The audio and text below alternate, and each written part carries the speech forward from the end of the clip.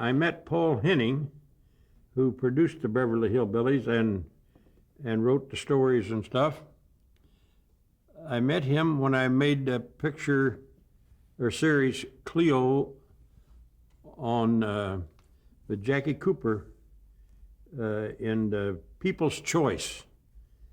And at that time, Paul Henning was writing for Bob Cummings, the Bob Cummings Show. And at that same time, alongside of Bob Cummings' stage, was Ozzie and Harriet. So whenever Ozzie and Harriet wanted a dog, they call me. Whenever Bob Cummings wanted a dog, they call me. And because I was down there with Cleo, and so I would always take a dog that I was training, and Paul Henning would get an idea and say, "Now that dog could do this or that," and he would write it in the story. He wrote dogs into the Bob Cummings Show, and Bob Cummings, Ozzie and Harriet liked what they saw there, and they had me doing stuff for them. And we did the Addams Family there. So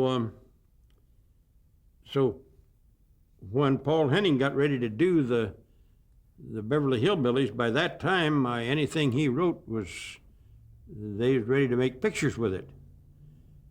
And so he chose my bloodhound to play Old Duke on the Beverly Hillbillies. And then he chose my chimpanzee to play Cousin Bess on Ellie Mae's Critters. And then I would take new animals by to be training them, and he'd write that in and say, "Can it do this and can it do that?" and become more and more. And then all at once he'd come to me and say, like, "Can you get me a beaver?" Well, I called around and I found I had fellows send me a couple of beavers, and we used beavers in the Beverly Hillbillies. And then he wanted a flamingo, so I got a flamingo and trained it. Then he wanted an elephant. He wanted a hippopotamus. I mean, he just kept asking for stuff, and he kept seeing stuff, and that's what built me up to see. There was a lot of people that specialized in dogs. They specialized in chimpanzees. They specialized in wild animals. But nobody did dogs, cats, birds of prey, large animals, and everything. But by my slowly building up, and whenever I got an animal from somebody else, and I got intrigued with what it did, then I'd get a baby animal like that, and I'd train it up for myself. So I built up a compound of animals that I could just furnish about anything that they asked for. And if they asked for something I didn't have, I'd figure out a way to do it. All I had to do is give me a little time. And that was the way I built the business. On the Beverly Hillbillies, the things that we did, Ellie Mae, she didn't know a thing about animals, but she loved people and animals, and she had a complete confidence that I wouldn't get her hurt. And one time I sent a man down with an ocelot, and the ocelot growled when she picked it up. And I knew that the animal was safe, but I was busy working on something else. And so she wouldn't work with that animal because it was growling at her. So they called me, and I went over to the stage, and she says, "It growls when I pick it up." I said, "It'll be all right." And when I told her it'd be all right, it growled just like it always did, but didn't bother. She did it.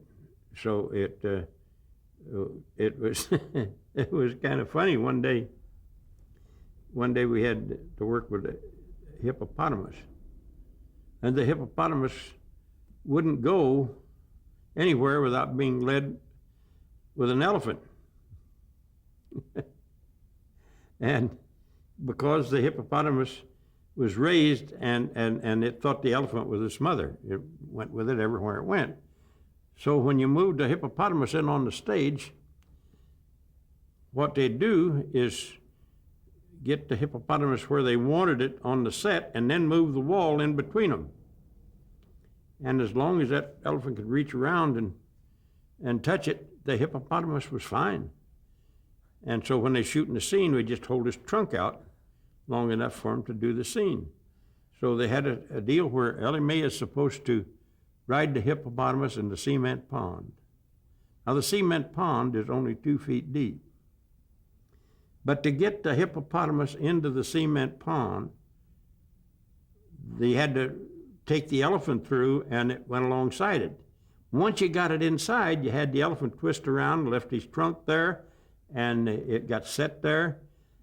But the only thing is, the minute they both hit the water, they both took a crap.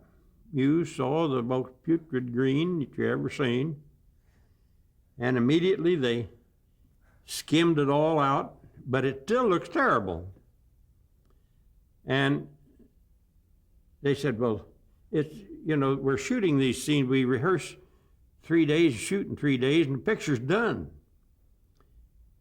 And it's going to take a day to drain the pool. And then they got to fill the pool, and it takes another day to warm the water for Ellie Mae. And then they could shoot. Now that takes away 3 days. They're on their last day of shooting. And they were just destroyed because it's going to mess up the next week. And I said, well, I got it all skimmed off real good. Ellie Mae's in her dressing room, and I said, let's put a lot of bluing in there. And they did. They put a lot of bluing in there. So blue, it was a pretty blue. And it was so thick that you couldn't see that the hippopotamus was standing in 2 foot of water. And Ellie Mae's supposed to be swimming in that pond with it. And so we got it. And so when they told Ellie Mae was ready to shoot, and she come out and she took one look and she said, oh my, what a pretty blue. Why is it so blue?